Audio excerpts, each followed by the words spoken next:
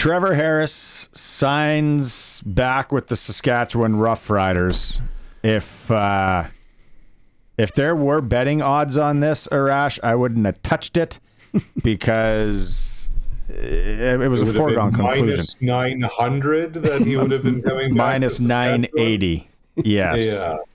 And it was a foregone conclusion that this was happening. I think everybody in Rider Nation should be, and not everyone is, because again, you can't please everybody. Everyone should be happy. Everyone should be excited that they're running it back. Yeah, I mean, look, I understand why there's pause. I understand why there's concern, right? Harris missed a third of the season this year with injury. He's going to be 39 when the 2025 season begins.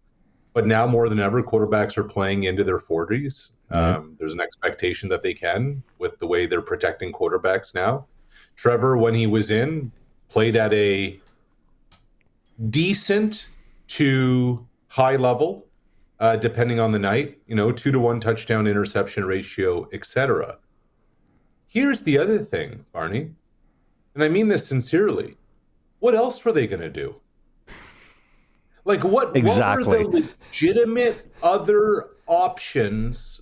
Okay, I guess you could have gotten into the trade sweepstakes thing with Vernon Adams. Okay, I get it. And then there wasn't anything else. Like, Bo's going to go back to Hamilton. They're going to give him a better contract. Now they got their GM in place there. You know what you're getting with Trevor Harris? It's year 3. And the coach trusts him. The GM trusts him. He understands the market. It just makes a lot of sense. Trevor Harris isn't why they lost the West Final. The team's just got to go get a lot better. I think they got just out game planned in that. I don't want to go back to it. No, I don't want to go back to game planned. Go ahead. I think Trevor Harris is the domino that had to fall for the rest of the players to get on board. I really do. Yeah. I think if they'd have let this stay too long or got into the chase sweepstakes on somebody else, whether Arbuckle or whatever, it would have left a lot of other guys sitting on the fence going, what do I do now? And I think they now have a place where they go, no, I want to go back there. I want to play with Trevor. And this is getting a little inside the weeds and inside baseball. It matters that it gets done this month, guys, because the bulk of Trevor's money, I shouldn't say the bulk, a good chunk of Trevor's money won't count now against the 2025 salary cap. Whatever the Riders had left over for this year, they can now, well, not everything, but most of it can be used there. And for Harris, as an American, if you put the majority of his contract as a signing bonus, he gets taxed a lot less. So his take-home money is going to be better. And now it gives yourself, 2 months and a week, almost 9 weeks to prep yourself for free agency and what you want to do. Look, I look at that West Final and I say to myself, as well as Caleros played, and he was excellent, Zach and Trevor were about equal. The difference in that football game is that Winnipeg's explosive players on offense were the difference makers. Kenny Lawler was outstanding. And what the Riders hadn't done, what they didn't do last offseason, what they weren't able to address in season, is find themselves explosive home run hitters. Look at those two teams in the Grey Cup, guys. You have Kenny Lawler. If Dalton Schoen were healthy, he would have been another one for Winnipeg. Yep. You have Coxie. You had, a number of guys on the field who could climb the ladder and go make plays, be explosive and go make plays. And that's what the Riders now need to do and have to do, especially, Sharky, as you talked about. The big first piece is now knocked off. That first domino is in place. We know who's going to be slinging the football around. Away we go. I really do. I think it makes it a lot easier for the other free agents to say, this is a place that I want to play. Chase Claypool will now be maybe looking at. There's that smile. There's that smile. Hey, never say never, right? Never say never. Yeah, like all that. Honestly, all that, Chase is running out of options south of the border. Lloyd Christmas, right? He taught us. You're saying there's a chance. What happened to all that 1 in a million talk? Yeah. We landed on the moon. Yeah. Oh, we could go Big there. gulps, hey guys. Well, see you later. Exactly.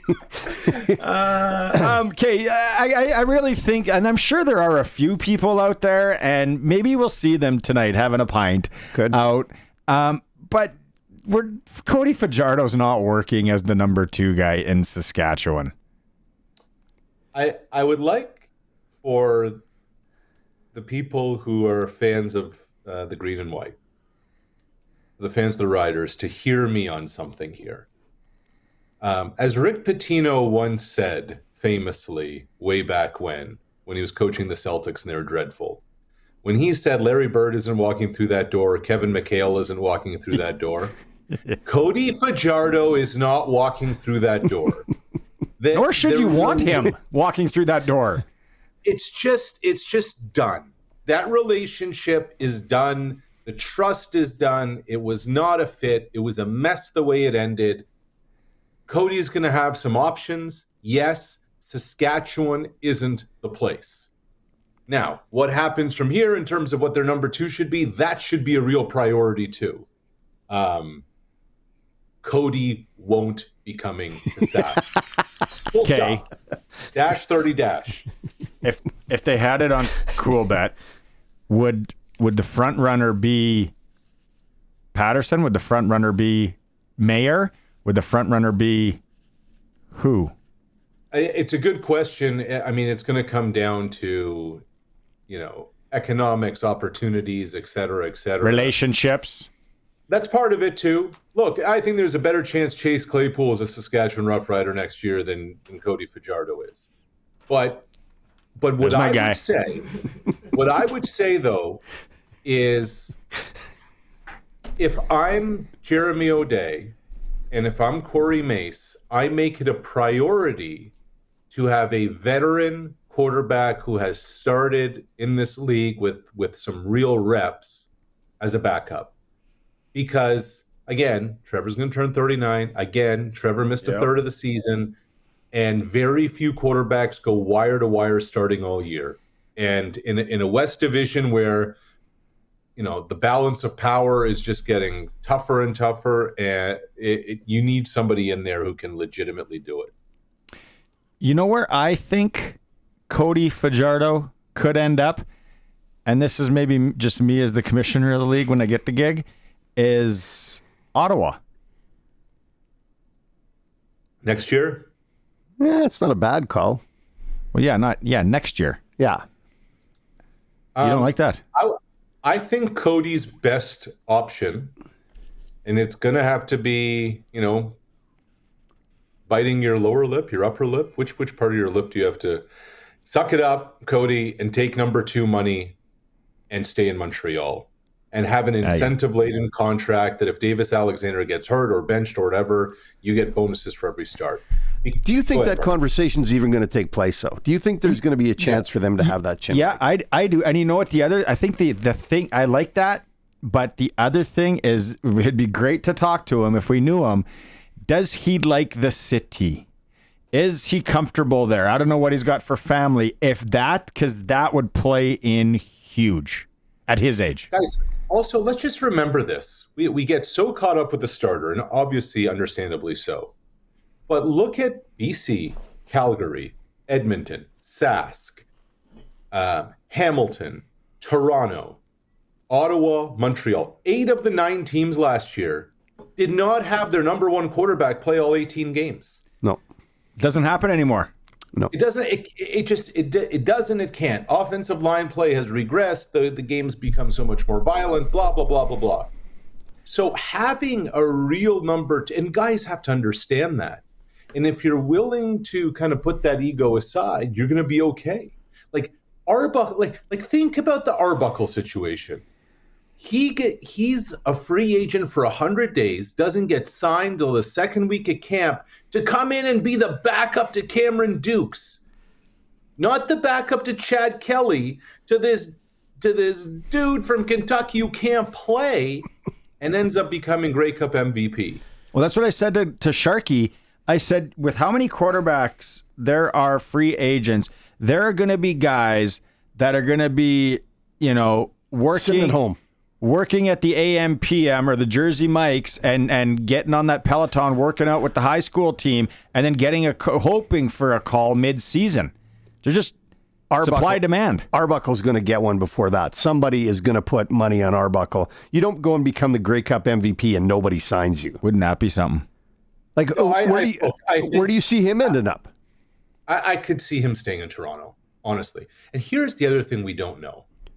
They're going to say all the things, but everyone's just guessing on Chad Kelly's recovery and rehab. At what percentage is he going to be physically? Like, that's a tough injury. Injury that he goes right to the hospital and within hours has surgery and couldn't fly, et cetera, et cetera. If there's any setbacks, if there's any infections, if there's any ...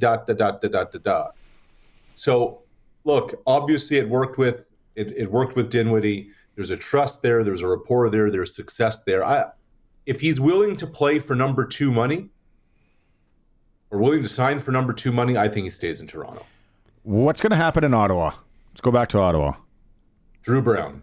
I can definitively say that they are going to move forward with Drew Brown, a quarterback. Look, guys, it's been a laundry list of dudes who've come through there. Dustin Crum, and they had this infatuation with Jeremiah Masoli over and over again. I think they part ways with Masoli this offseason. Would it make sense for Masoli to end up, say, somewhere like Edmonton, as kind of a mentor, a guy who can really help Trey Ford along, et cetera? But, Drew Brown magic. Again, there's another team that needs to upgrade its receiving core. And if they do, I think you can see some more wins from an Ottawa team that just absolutely fell off the cliff the second half of the season. Yeah, they sure did. They did. I like Drew Brown. I think he's going to do a great job. I do. I'm a Drew Brown fan. I am. I think he's more than Trey Ford? Without a doubt. I'm not a Trey Ford fan. Well, people are texting in here. Somebody texted. I just saw this logo. It's a Capital Ford Lincoln text. Oh, Trev in Regina. Trevor. I call him Trev. He checks in all the time. Guys, be careful on Trey Ford. No one was scared of Rourke either when he was going to be the starter in BC. QBs in the CFL are all scheme. Jordan McSimic calling plays for Trey Ford might surprise everyone, as did Rourke. Totally. Scheme. Great comment. Great comment. Trevor, that's the text of the day right there. Boom. Starting Monday, Trevor is going to be in in the chair over there. He's coming on the show. No, that is true, though. That's exactly true. Yeah. That's true. Kind of wisdom I'd expect to hear from a guy who knows the league really well. Is it Trevor H? Who yes. Yeah. Who chimed in? No, that's well done. Okay, let's shift here. What a Thursday night. You and I have texted back and forth this year on some real piles of you-know-what when it comes to Thursday night. Tonight, I feel weekend. like this Thursday's great. That's what I'm getting at. No, but I mean the rest of the weekend's crap. Okay, let's live in the now. Okay, all right. What do you figure here? And the line, so is it back now to 3? Are you serious? It was just at 3.5. Now it's back to 3. Barney, it opened at 5.5. That's wild. And it's Detroit is just decimated with injury all over the place. And now DJ Reader's out. Like their entire front on defense, and Josh Jacobs can run the ball. It looks like he's going to play tonight. Here's what I like about this game that we rarely see on Thursdays. Remember, both of these teams played last Thursday too. U.S. Thanksgiving, the Lions had the first game, and then then that team from Wisconsin that, as a Vikings fan, I refuse to acknowledge by name. They won at home in prime time. But so they have a full practice week, and it's a healthy team coming into Detroit tonight. Look, I know the Lions have been a juggernaut. I know the Lions have been, to me, they've been the best team in football for much of the season. But when you're missing like half of your defensive starters, at some point that's got to give. Look, if Green Bay loses tonight, they're out of the division title, hope. But you know what I looked at today, guys, on a sprinkle? I'm not actually playing the game as much as I'm playing the division odds. Green Bay is plus 1,400 to win the division. Minnesota's plus 500. Detroit still has to play Minnesota coming up. Green Bay still has Minnesota. There is value there to play the other two teams to win the NFC North more than there is to play this one. That long play does nothing for my instant gratification I need tonight. While I'm sitting at home with a bag full of taco time, it's burrito full Thursday. I heard the taco time chat. I need action tonight, and you know what you just did? Take the Packers. You just sold me on the Packers. 3.5. Coulson literally changed in 30 seconds. 3.5. I might even take a little money line action on them. And then what do you think about 52.5 then as the over under? Does a guy build a bet there with maybe a parlay? Yeah, it's an interesting one. I like some Josh Jacobs props too. I can give you that. I can go there. Yeah. Is this the Barney book? Are we running our own book over here? We're in break, aren't we? No, Jake, what would you like him for? I like him for rushing yards. I like him for receiving yards. I like him for all-purpose yards. I like him for all the yards tonight. Okay. It's going to be a good watch. Anyway, next week, Buffalo goes into Detroit. Yeah. And again, this will not help your instant gratification thing either. But hear me out on this. So the mighty Lions of Detroit, coached by Dan Campbell, today are 11-1. And the mighty Bills of Buffalo just won their 5th straight division title. If Buffalo goes in there and wins next week, who's the coach of the year in the NFL if Buffalo gets home field advantage in the AFC? Mike Tomlin. You know what? Sean McDermott is paying, depending on where you're looking, 20, 25, and 35 to 1 to win Coach of the Year. Again, it's a value play. But if this dude's willing to do snow angels with Josh Allen in a national interview with Scott Van Pelt after winning a 5th straight division, reshaping this team, etc., I just like the value. I like that action. I like how you're talking there. Yeah, I really like how you're talking there. I'm going to look that up later when I'm on my second burrito. That interview, Scott Van Pelt. Did you hear Scott Van Pelt almost died? What? You didn't hear this? I listened to his SVP pod. Love him.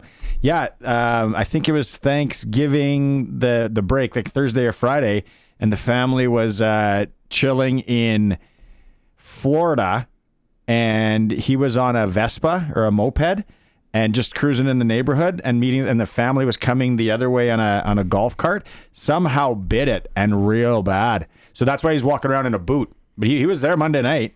Wow. He was doing his thing, but he was in a boot. Yeah, it wasn't good. Like cracked ribs.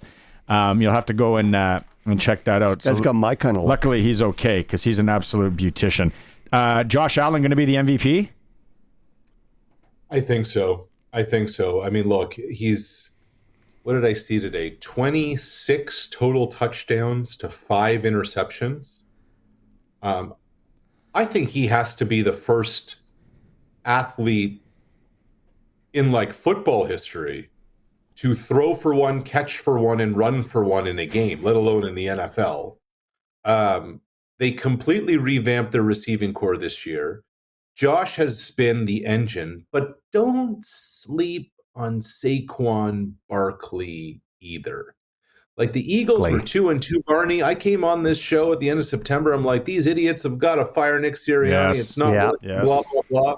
Yep. And you know what the Eagles have done since? Won every damn game they've played. And when Saquon can give you 60-plus yards in the fourth quarter in Baltimore like he did last week, when he can do stuff like if you're watching on the stream, I mean, just the reverse hurdle goes down as maybe the greatest athletic feat ever.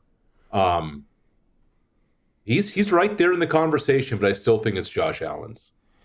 You know what? I was listening the other day, and it made sense. When you think about if they didn't do that tush push, how many more touchdowns Saquon would have? Oh, yeah. Sure. Really? They'd be giving him the ball all the time. Yeah.